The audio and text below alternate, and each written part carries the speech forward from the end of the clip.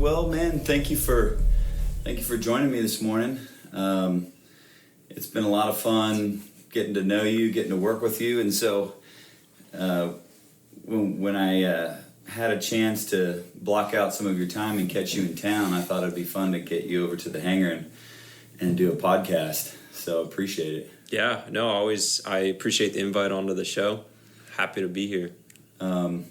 So we're both probably pretty pumped. We're coming off of a successful event, the first inaugural Texas Supercar Academy. Yeah. And I thought there was a lot of smiling faces and happy people, and so that was very, very encouraging to see all the work we put into that come to fruition this last week. Totally. I think we got nothing but positive reviews. Everyone that I talked to had a great time. I got some text messages after the event. We actually went yesterday and did something with one of the guys that we had out there. And so, it's been a fun week. Definitely a bit stressful at the start of the week, but kind of as things went through about middle of the day, I finally was able to chill out and be like, okay, this is going. But, whenever you do something new for the first time, it's always like, what's it going to be like? How's it going to go? So... Yeah, it was interesting because, that whole concept just started out with a conversation in my office, and to see just you and I brainstorming there, to see it come to life is to me the most fulfilling part of being an entrepreneur and coming up with these new ideas and then getting to meet. I mean, you brought all these new people to the table, and new relationships that I would have never been exposed to or introduced to, and you start to see that network and that, not to be cliche, but the circle kind of forming, right? Yeah. Of all these relationships that start to connect, and it was just a lot of fun. And of course, you did an amazing job as an instructor there. So if we kind of take a step back, you and I met. I guess it's been a couple of years now. Yeah, and I think about early 2019 sometime. So early 2019, I had a car that was in for service. Yeah. At the Ferrari of Houston dealership, and I was talking to one of the GMs down there about my interest in learning how to go faster and be better on a track, potentially get into a little amateur racing, and he said, man, there's a guy you really need to meet. His name is Alec Udell, and he's up in the Woodlands. Yeah. I thought, man, that's convenient. I'm, right there. Perfect. As well. Yeah. So he kind of made that initial connection, and I started to look you up, and it was pretty incredible to see, for such a young guy, the accomplishments on your resume, and appreciated you taking time to meet with me at that point in time. Yeah, and for me, it's been about getting more people into the sport. That's the only way that, I enjoy it, and so whenever someone expresses that interest, I want to do what I can to help grow that interest and turn it into something that's safe, repeatable, and able to be enjoyed, because that's, at the end of the day, that's what it is. Even in my career, I have to think to myself, if I'm not enjoying what I'm doing, it's a whole lot of stress to just not have fun doing it. So yeah, it's finding the right people to take yourself down the path, and motorsports is really important because there's a lot of people out there that aren't necessarily going to look out for the best interest and just want to get something out of you. And so just trying to help people avoid those pitfalls. So who were some of the folks that really helped bring you down that road? Because I've got a 12-year-old son, and after the rally yesterday, he may be a little nervous to get in a car with me again, but he's excited to learn how to drive fast and learn how to be on a track. What little kid doesn't enjoy sports cars and racing, environments? But a lot of the folks that do what you do, professional race car drivers, they start really, really young. Yeah. By the time you're 12, you feel like you're behind the curve already. Yeah, and it's not necessarily that you're behind the curve. It just depends on what you want to do with it. Yeah. It's for me. I started when I was 5, and that was from my grandfather, who you met at the Texas Supercar Academy the other day. Super cool guy. He's just turned 76. It was his birthday that day, actually. Yeah, really? Yeah. That's cool. So that was my birthday present to him was having awesome. him come down and do that event. And he's still out and driving cars. So it's kind of one of those things too where you get bit at a young age, and it's hard to leave behind at some level. So he got me into a go-kart when I was 5, and it's been a family thing. So I just, instead of like playing soccer or basketball, which I did as well, but I was not as good at, we went to the racetrack. That's cool. So did he have experience in the racing environment prior to that as well? Yes. So he already had the passion, and he had a young grandson and thought, I'm going to stick this kid in a go-kart. Yeah. See what he can do. Yeah. So you started just for fun, and then slowly got into competition, and yes. And did you guys travel around and do competitive go-kart racing? Yeah. So I did my first national event when I was 7. Oh, geez. And 7, just about to turn 8, and then didn't really do too much traveling around at that time. When I was 10, we started doing like the national circuit, and so I started traveling, all the time. I would be the unaccompanied minor. They put me on a plane. I'd meet my dad somewhere. Oh, wow. And so that was, it's been something that's all I know. And it's not necessarily, I guess I take it for granted a little bit. Sure. Because it's just, I've been probably once a month traveling since I was 10 years old.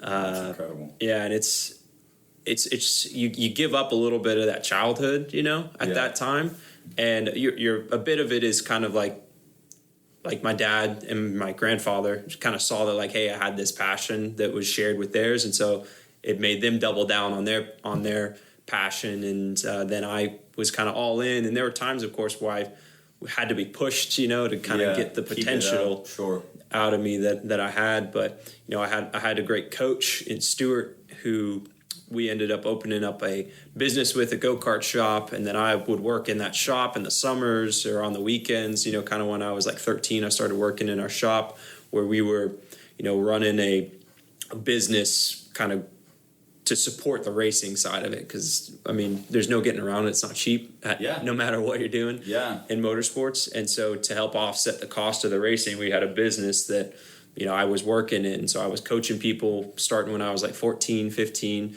but I started like sweeping the trailer, sweeping the shop, changing engines off the chassis, just kind of helping around the shop as I could, and then transitioned into racing cars when I was about 14. And from there we started another shop, opened up a car shop. So was one of them down at MSR then? Was that the first shop? It was. Okay, where we raced on, or where we did the track day event? Yeah, so that building and the go-kart track, we helped develop that. Oh, cool. And the logo on the right side of the canopy, it says Kart Nation. That was our shop. Oh, wow. Yeah, and so we had half the building. Did you sell that off later and then develop the go-kart track in Conroe? Yeah, so while we helped with the development, we weren't in any. Oh, you weren't in ownership. You were just helping to develop. Correct. Yeah, and so then we got for the development, and I'm remembering part of this because I was like 10, 11 years old. So I hear the stories, but that's kind of, I think, where I got some of this entrepreneur drive, because I saw this business grow, and my grandfather actually kind of lived with us for the summers, and he would help run the business down there as well, and. Yeah, so it's just been this continual, okay, how can we make this work? How can we do something bigger than we can afford, but do it the right way? Well, and you hit on a couple of interesting points. It's not cheap to do this at all. Almost at any level. You're buying tires, brakes, there's travel, event day fees, equipment, gear, helmets, everything that you got to buy. It's thousands and thousands and thousands of dollars annually. Yeah. And in some cases, in one weekend, you're going to spend thousands and thousands of dollars. Totally. And so to support that passion, you've got to have some continued stream of revenue, some income or sponsorship or something that covers the cost of entry to get in and do these events. Exactly. And if you don't come from money, let's call it, which a lot of people do. There's a lot of successful people in the racing industry that they came from a family that had a lot of money and could afford to put them in the right cars with the right equipment, the right instruction, and do the travel. And in some instances, which I've learned from you, you almost have to buy your spot on a race team. Yeah. Yeah, and it just depends on, you know, kind of what you want to do with it, right? And so for me, we had, you know, I'd been exposed to this national competition level, and so racing against, you know, kind of the best in the country. Yeah. And, you know, was doing decent, right? And we didn't always have the best equipment, but kind of, you know, we're making do with what we had. Competitive at some level. Yeah, competitive at some level, but they were like, you know, the chassis. And so I can look back and see like kids' history in like what cart that they were driving, you know, what kind of cart, and know like, okay, like I can understand, you know, like that was really good equipment and had a good engine builder, that kind of stuff. But it's like, it always comes down to like super fine details in motorsport. And so, you know, when we're talking about like a % difference in the front of the field to the back of the field in terms of lap time, it's like just the little details make a huge difference. So, you know, in a go-kart, half a horsepower or a quarter of a horsepower is a huge deal because the carts are so small, so lightweight. Everything's light. Yeah. And so we always did, I think, better or worked out to like the peak of the equipment that we had. Not saying that it was bad equipment by any means, but there was just some other stuff where maybe guys were getting new carts every weekend or new engines or, you know, all kinds of stuff. So you can really go and spend a ton of money, and that's kind of what happens is it just becomes almost a money game over like pure talent. Yeah. Because it becomes the equipment that you have becomes a differentiator at some level. Totally. And if you follow Formula One at all, you kind of see that as well. Yeah. Right. So like the teams like Mercedes that have the biggest budgets, Ferrari, historically at least, you know, and this year they're doing a little better, but like those teams tend to be the front of the field. Yeah. Right. And so because they have more money for development, more money for, you know, the sims, the engineers, and more staff, more people that they're able to put towards building a better car. Sure. And so the same kind of thing trickles down into every level of motorsport. So if you have more funds to put towards, you know, whatever it is, it's just, it helps you build that level. Yeah. And at that level, ounces or just some additional foot-pounds of downforce contributes tremendously. You know, translates into seconds on a lap. And then over 30, 40 laps, you've got a pretty significant difference. Yeah, and it can even be tenths of a second, you know? Yeah. It's so crazy. But I think that's what keeps people coming back, you know? So after your go-karting career, at what point in time do you kind of decide where you're going to go? Because karting probably sets you up for all sorts of different racing. Tell me about that process of transitioning from a go-kart to an actual car. Yeah. For me, a little bit was set for me, which is, you know, kind of how it goes. Open wheel cars are kind of like the path that you'd want to take out of a go-kart because it's like the most relevant. Know, yeah, exactly. And like, you know, as a kid growing up, you know, I'm watching Formula One, I'm racing a go-kart, you know, that's kind of the trend. But at the time, you know, there just were a lot of kind of like really bad wrecks. You know, it was before they implemented a bunch of the Halo stuff and the IndyCar Aero screen, which is, I mean, saved a ton of injuries or probably even fatalities in some cases. And so going into looking at, okay, what do I want to do? How do I want to make a career out of this? You know, and I'm thinking about this at like 14. Talking, and my dad was like, okay, we want to go like the closed wheel, the sports car route because it's safer. You got a whole, you know, crash shell around you rather than just like that little pod. And so I moved straight into a spec Miata. So an MX-5. Did spec Miata for a while. I didn't know that. Yeah, I did spec Miata in tandem with racing go-karts for about a year and a half. And then, so I started in the spec Miata around 2010. 2009, 2010, and then jumped into a Camaro in Pirelli World Challenge at the time when I was 15. And I did my first year in pro racing in 2011 when I was 15 years old. Okay. And so these were all, of course, six speed, H pattern gearbox, which we don't see much anymore. But so my first experience in car racing was in a Miata, an MX-5 that was a 1992, I think. Yeah. This blue car that was all beat up. It was my dad's race car, and so I got it, and that's when we transitioned into having a car shop. And so we started building Miatas and same kind of thing I'm working on now. I'm changing the suspensions, changing oil and differential and the engines, changing engines in some cases, doing everything on the car. So was the idea behind the repair shop to help offset some of the costs and help finance your continued racing? So we owned the race team. Okay. Yeah, so we, did Spec Miata service and basically ran a Spec Miata team for a number of years. Okay. Yeah, exactly. And so I was working on the cars. We didn't really have, I don't think we did much like street work, but we had a shop over on Robinson Road on the other side of the freeway. Mm-hmm. And then we ultimately, and we still had kind of the kart business going in tandem with it. Sure. So we had Kart Nation and MDG. So they were two kind of separate, and the idea was to have all under one roof. You could go from karts to cars. Okay. And kind of have that transition. So you guys were operating all these businesses and you were exposed to that from a very young age. Yeah. Right? Yeah. And now, as your racing career has evolved, one of the things we talked about is your business now is kind of the Alec Udell business. Yeah. Right? You're branding yourself, trying to figure out how to create awareness and some sort of income and revenue and leveraging your experience and talent.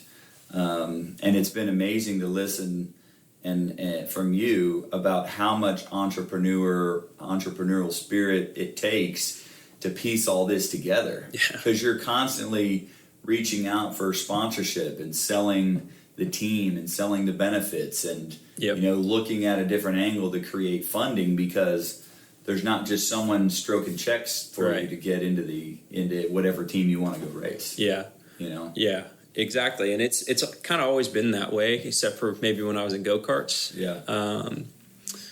But for me, I think that's been a benefit because, I look at it as at any point in a sports career, there's an end.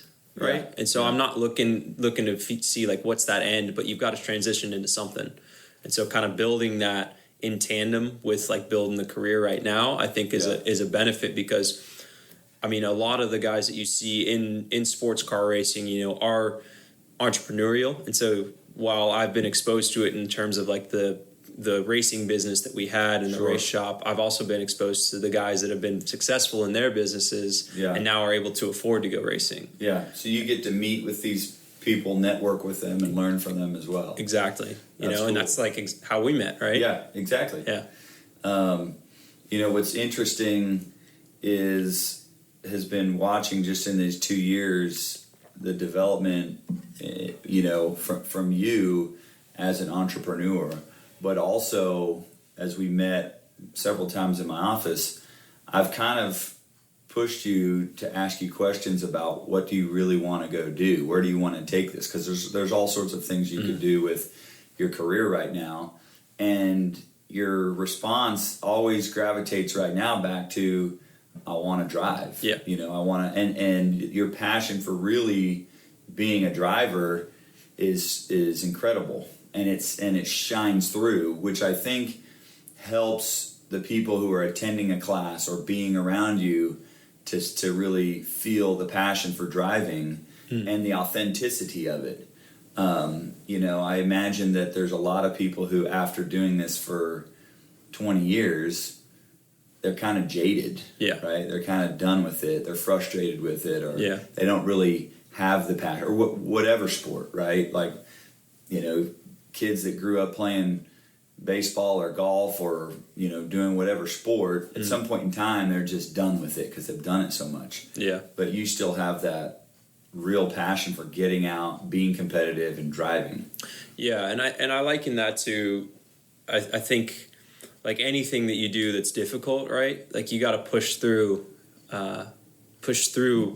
when others don't, and that's how you get the big results, right?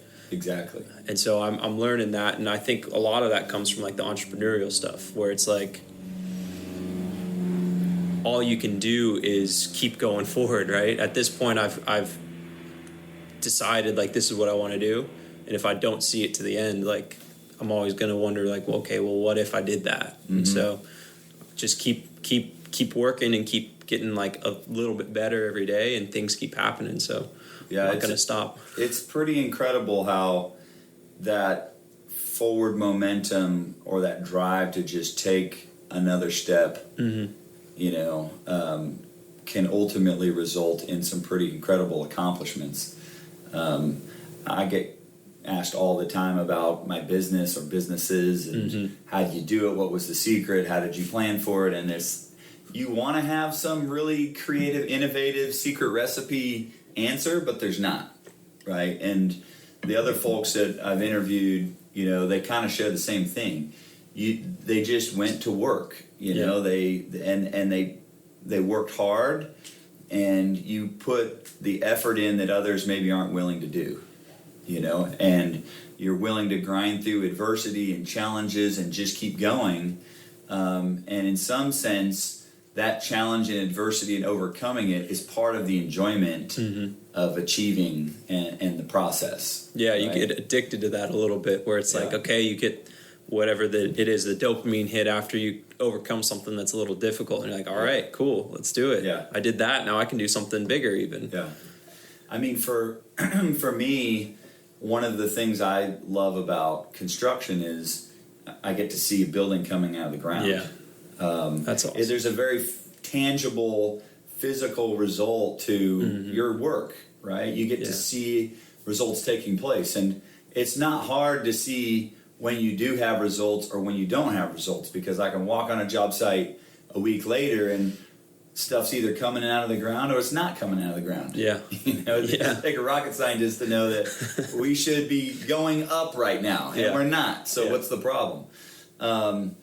But you know, pursuing projects and then winning projects that you want to, if you want to call it the dopamine hit, but the thrill of like achieving something, winning a new project or completing a job, you know, is what gives you that motivation and that drive. And I can imagine that, you know, I don't have a fraction of the time you have on a track or in a fast car, but you feel that sense as well when you're on a track, and I can imagine winning a race or placing in a race has got to give you that same sense. Yeah, it does. Accomplishment. Totally, and I think you could probably relate to this too, where it's like, okay, great, I won. Now what's next? You know?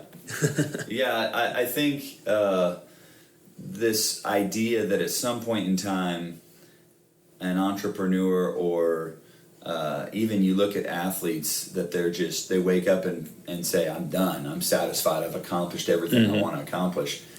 That doesn't really, I don't think that happens. I don't see that happening for me, right? Yeah. Because when I get to a point where I can't do what I want to do, there's going to be something else that I'm out trying to accomplish and achieve. Because it's just that sense of personal growth and satisfaction. And then also the interaction and the relationships is a big part of what we do. For me, the event that we put together was as much about networking and building new relationships and contacts as it was anything. You know, I mean, we didn't really go into it initially. I mean, obviously we want to make money, we want it to be profitable. Right. But initially, you know, getting people together to network and start to build relationships, create those circles in our lives that can help us, you know, expand things, was a big part of getting this first event completed. Yeah, and that's something that in my life I haven't been as good at, you know, and that's something where I appreciate you pushing me to be like, hey, this is what, you know, this is what you got to do, and this is how you got to approach it.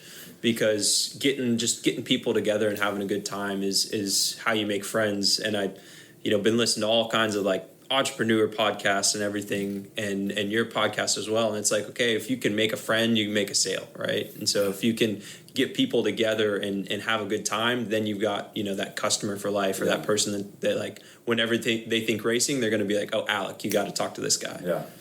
Well, and a big part of it is just not being afraid to fail. Yeah. Or embarrass yourself. You've got to get comfortable. If you're too anxious about having it be perfect. Yeah. And I'm as much of a perfectionist as anybody, right? I want everything to be done right and perfect, and but at some point in time, and my brother and I have had these talks lately, that done is better than never done right. Yeah. If you're always want to get done right, but it never happens, then just getting it done is way better. Yeah. And so sometimes we get, mentally we get these blocks or obstacles because you want it perfect and you never actually do it, when in reality you should have just gone and done it, got it, and then taken those lessons and refined it from there. Yeah. And there was a little bit of that with the Texas Supercar. I mean, totally. We met in my office, and I think at first it was just you and I catching up on where you were on business, and I wanted to tell you a little bit about the Serkel and some of the things that we were doing. And the Serkel a lot had to do with trying to kind of cross network and show some of the interesting things that being an entrepreneur can allow you to go and do. Mm-hmm. And then you started talking about creating your brand and some of your business ideas, and we're like, well, let's do something. Yeah. And it was literally us with a pencil and a piece of paper scratching out, what if we did this event? And, I had done some really cool tours, or a really cool tour in Europe that was, mind-blowingly awesome. And, simplifying that, and I knew that there was a target audience out there of people who owned cars, high-performance cars, enjoyed them, but had never been exposed to really learning how to drive them safely, drive them to a higher level of performance. I noticed that on that trip where everybody there owned an amazing car, but few of them really knew how to, take the lines and, brake and handle corners and everything like that. And so this idea of creating a venue where people who have those vehicles at all levels can come out and in a safe environment learn that from a professional was a really neat concept. And then sitting with you and kind of penciling through, okay, how do we want to set this up? Who do we want to attract? How are we going to advertise and market it? I mean, we went through like the full business life cycle on this thing. Yeah. Leading up to the day that it took place. Yeah, and we did that at the first meeting. We went through like it all, which was really cool. Yeah. And then for me, because I know the track side stuff, right? And I can manage all the, getting people on track, training them. That's a lot of what my business has been up to this point. But from my standpoint, like I don't know how to set up an event and like put together, getting people in a place and kind of the logistics and everything. So it's awesome being able to like partner and have a team that we can do something bigger than just an individual, and that's what I've been saying like to my dad and to people that I'm talking with about like how we put it together. It's like it takes a team, right? Sure. And it was really cool to be able to have that kind of group together where it's like on my own the resources aren't possible, and then on your own it's like, okay, well I need someone that can run this stuff, and so coming together and being able to... It's a great team. Yeah. It was a great team. Awesome. And everybody had a blast. Yeah. Everybody made it home safely. Yes. No cars got wrecked, so that was a huge accomplishment as well. Big one. And it was interesting because for us, kind of behind the curtain, I use the analogy of the Wizard of Oz. Behind the curtain, we're pulling levers and blowing smoke, and people don't see the little things that we're were challenging to us, or that maybe didn't go quite right, or that we were trying to make happen. They just see a nice, well-managed event. Yeah. And we're able to kind of keep refining those things that we talked about. Totally. You know, having there were little things that we said even right after the event that we should tweak or adjust. Yeah. And that continual progression is what is going to make this thing continue to just be an awesome event. Yeah. And it's awesome because I literally was just talking to the race team that I raced with last year on our way back from Ohio when we were testing this week about, like we had a part fail on the car. And it's like, okay, well now we know that we need to check those parts after every so many races or whatever. Yeah. And so it took away some of our track time. And it's like, you see these things that like when you have a car or a race team or something, like the difference between a new race team and a race team with like 5-6 years under their belt with the same car is the things that are going to fail, and so you can be prepping ahead of time. And so it's kind of like that parallel from racing to a business, right, or running in the event. Like we know now the things that are a little bit of a snag or something, so now we can prep better ahead of time to know what it's going to take. And so going back to what you said, like done is better than not done right. You know? So you just got to do it to know what's going to happen. Jump in and do it. Yeah.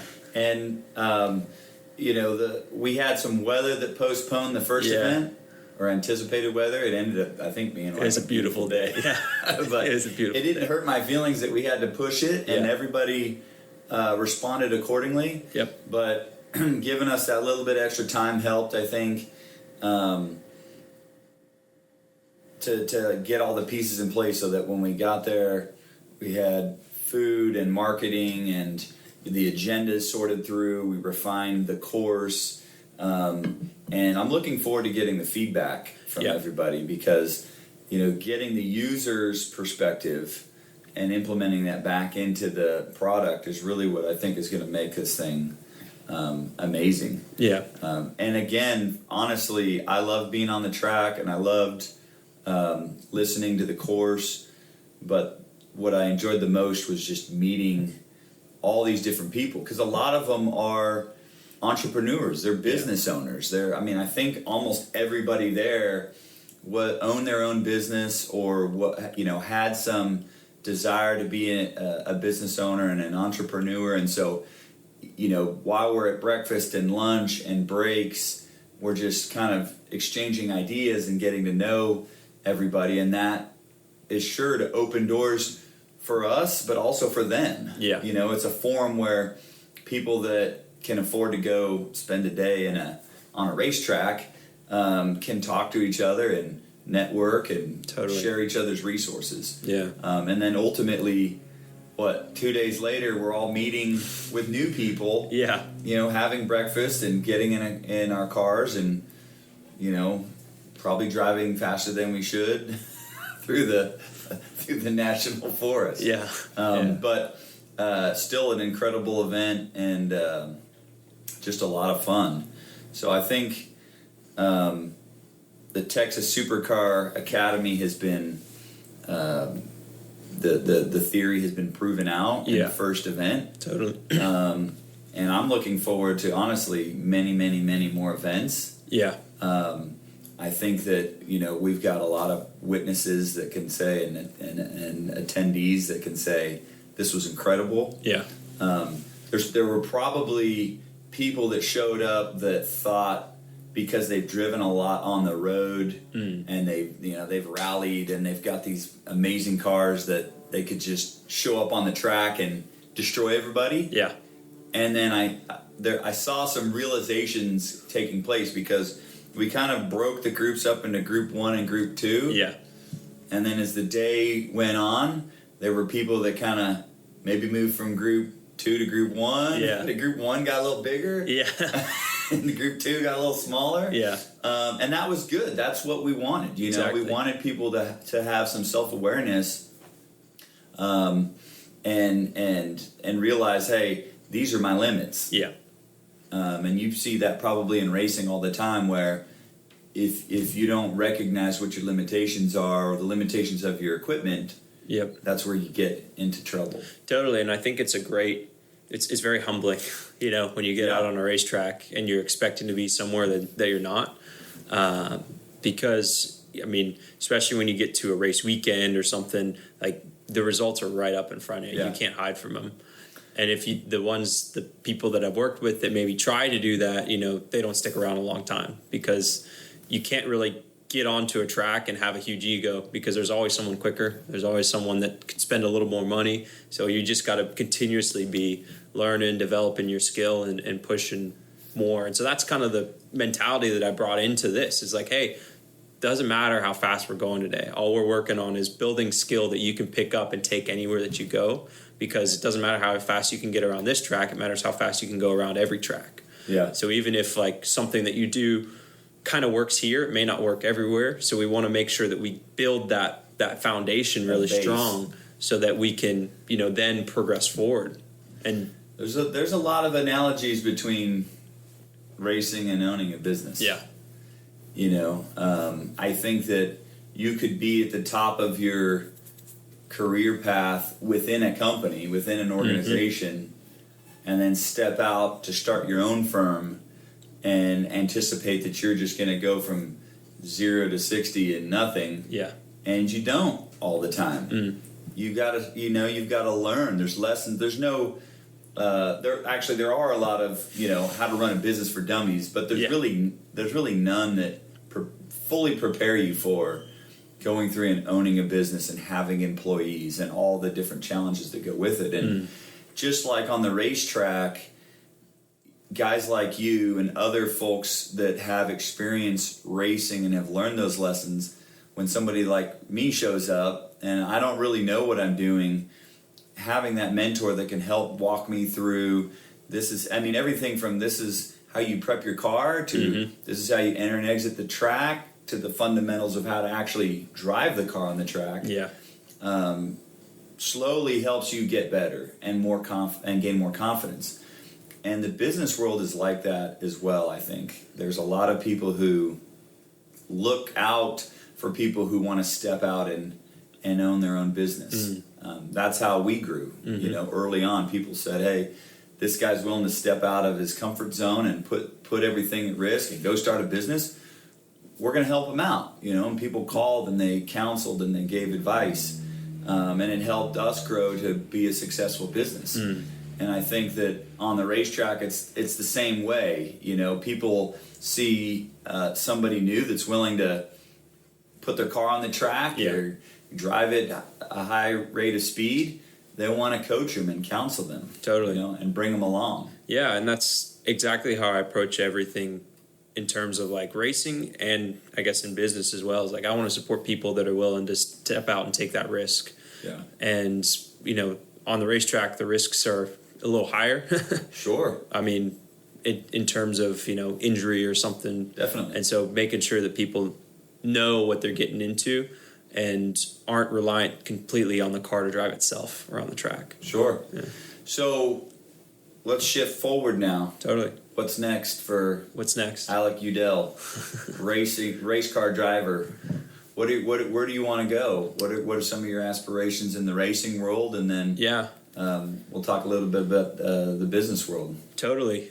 For me, the racing world is very, very interesting. I went in 2019, raced in Europe for the first time, won a championship there in a BMW M4, and just love the competition there. So my dreams since I was like 10, 11 years old has been Le Mans 24-hour and 24 Hours of Daytona. Like those races I want to run, and I want to be like on the factory teams, running in like the best equipment and go and win those events. Yeah. That's my goal. That's my vision. Sure. And I want to go, and then I want to do it multiple times. It's not just do it once. It's like, okay, let's go and make it happen. And be a force within those races. Exactly. Yeah. And so tell me where you're at now. I mean, we're going to talk some more about the current team that you're working to be on here, or you're on. Yes. The Lamborghini Trofeo team in a Huracan. Yes. Right? Yeah. So right now, this year, I will be racing in the IMSA series in the Super Trofeo. So it's a one-make It's all Lamborghini Huracans. There's a pro and a pro-am, so they kind of split up the classes in sports car racing. So I'll be in the pro category, so like the top category. I'm racing with Kelly Moss Road and Race. They're like, I'd say, the best one-make race team in the country. In the last 5 or 6 seasons, they've won all but one of the championships in the Porsche GT3 Cup Series in IMSA. Oh, incredible. I've been coaching with them since 2018.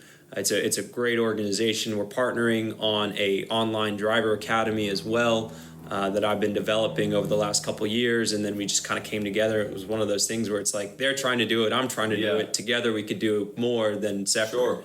And so there's a lot of cool opportunities with the team. But for me, getting on the radar of Lamborghini going and running this series, then it's like, okay, who's this guy? So at the end of the year, the last race of the season is in Italy at Misano, and it's the World Finals for the whole. So everyone from the world is coming. I think I'm going to have to be there for that. Exactly. I'm going to have to be there for that one. Yeah, that sounds incredible, honestly. So that's in October. Like right after Formula One. So they'll ship the cars over from the U.S. so cool. And we'll do our last event out at Misano in Italy. And so that's like you get the best of the best in the world. And so if you go and show well there, then you're immediately on the radar for something like 24-hour Le Mans or 24-hour Daytona. Exactly, yeah. Some of the stuff in Europe, there's the Spa 24 hours as well.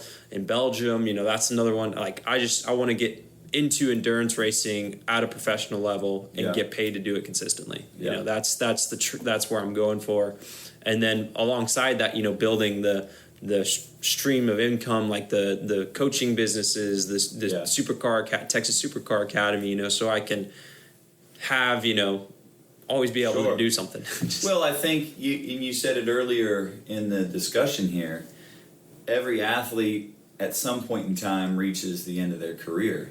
Yeah. And as a young guy laying the foundation for your business and your businesses that can extend beyond your professional racing career, you're going to be light years ahead of your competitors who everything was just the racing. Yeah. And then they step out and it's like, okay, I got to make a living now. Yeah. I've got to support a family and kids and, go out and earn a living. What am I going to do?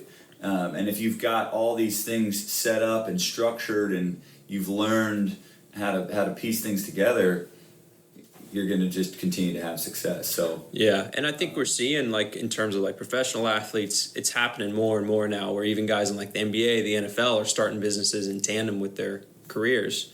So you've got these guys that are like performing at a high level. So I think more and more it's going to become like the norm, because people see that, like, okay, hey, this won't support me forever, but I can take the 5, 10, 15 years I'm going to have in this career, I can build a business alongside it, and it takes that long sometimes to build something big. And so, what can I do to help propel that forward and take, the platform that I have now and leverage it into, a community or some sort of business that helps sustain long term. Well, man, I'm super, super excited to continue to work with you. Yeah, totally. Likewise. Watch you race and watch your racing career progress. Obviously, being partnered on Texas Supercar Academy is, it's amazing. We've got future track days and road trips, and we're talking about, going to do a really awesome, amazing supercar tour for Formula One this year. Yeah. And just all the new things that are going to come out of that, and then just the friendship of, working with you, helping you grow your business, and helping you or having you help me learn how to drive my car faster, because I need help with that. Pretty good already, but there's always something to learn. That's very kind of you to say that. This is what it is really all about: is networking, helping each other along the way, and then meeting all the new faces and exciting new relationships that will come through the Texas Supercar Academy, through your racing career, and just continue to watch things evolve over time. So thank you very much for taking time to come meet with me and and be on the show, and, Yeah. and looking forward to many more events together. Awesome, note. I appreciate being able to be on the show with you, listening to it already, and enjoying seeing where this is going to grow to as well. Awesome. Thank you. Yeah.